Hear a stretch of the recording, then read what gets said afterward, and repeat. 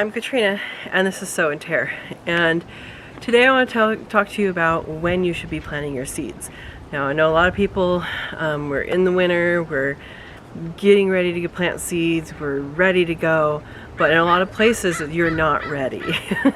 You might be ready, you're getting seed catalogs, you've already bought seeds, your seeds came in, but trust me, for a lot of seeds, you're not ready.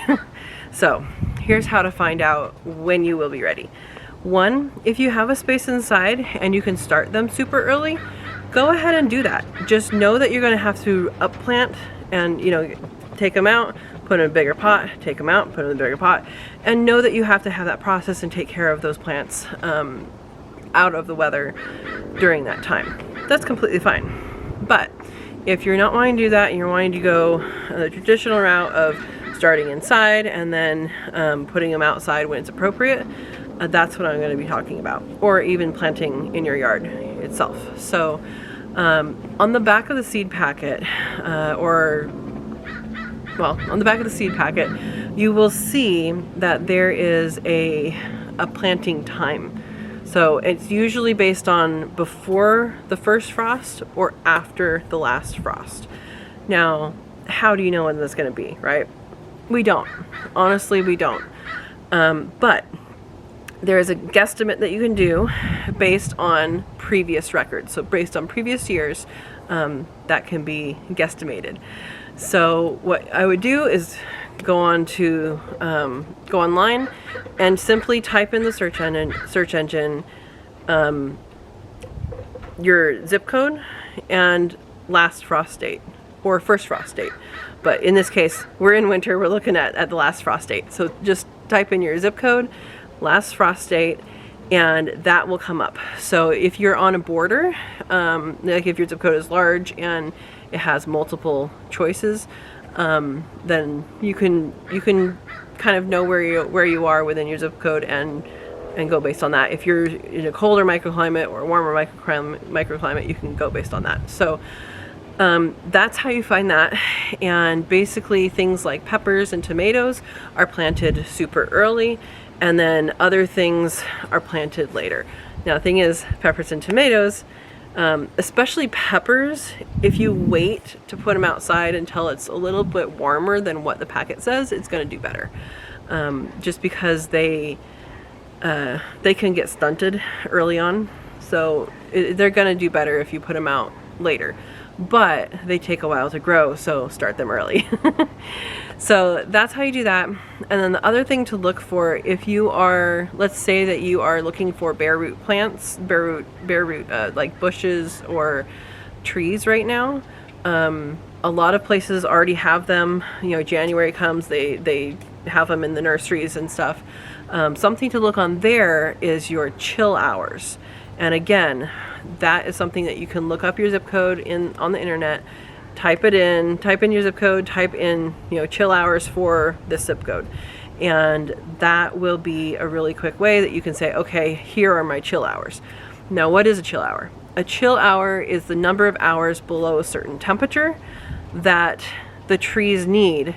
I think it's usually 40 or 45. I should have looked that up before I did this video, but it's below a certain temperature, and some trees need a certain number of hours in the year, which is typically over winter, that they need that break, that rest, the coldness in order to produce fruit.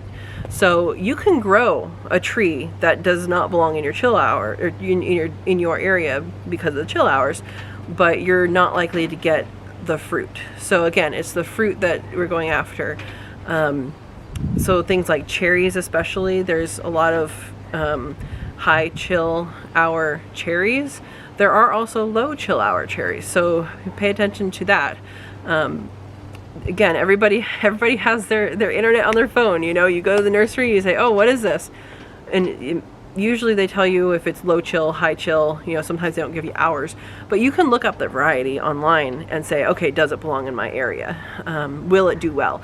And you can play with this, because within a zip code, right, this is a generalized thing, there are microclimates, and within those microclimates we're seeing a change. So think about what your change has been So if it's been getting warmer, if it's been getting colder, wetter, drier, you know, in the last few years or last 10 years or whatever, and you may see a trend going that way. So you may be able to grow different things and have them fruit later. And then one last thing is, I would just say, you can always try. Macadamia nut is something that we all think of as tropical, you know, from Hawaii or whatever, you know, you get those Hawaiian macadamia nuts. But I know that grows in the Bay Area in California, which is where I am. And so I know of people that are growing it here. Now, I don't think you're going to find any information that says it grows in this zone, but it does. And again, that's might depend on varieties or things of that nature, but you won't know until you try. So there are certain things that you can try. Why not? Worst thing will happen is it won't work, right? And you'll have space to plant something else. Okay, so the third thing to look up is your USDA planting zone. So planting zones are based off of the hardiness zone. So the hardiness zones are based off of the average lowest temperature.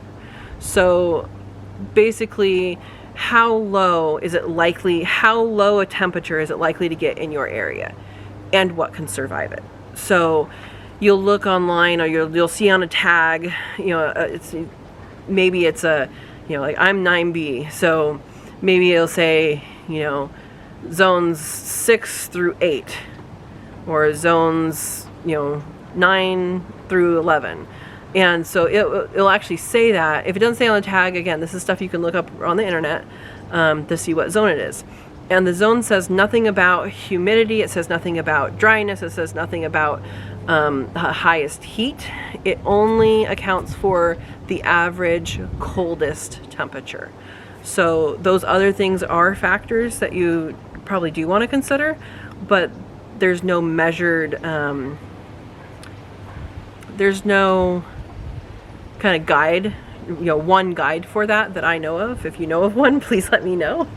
And yeah, so I guess those are the three things to look for: is your last frost date, your chill hours, and chill hours are you really only need for permanent plants, berries and trees and stuff like that.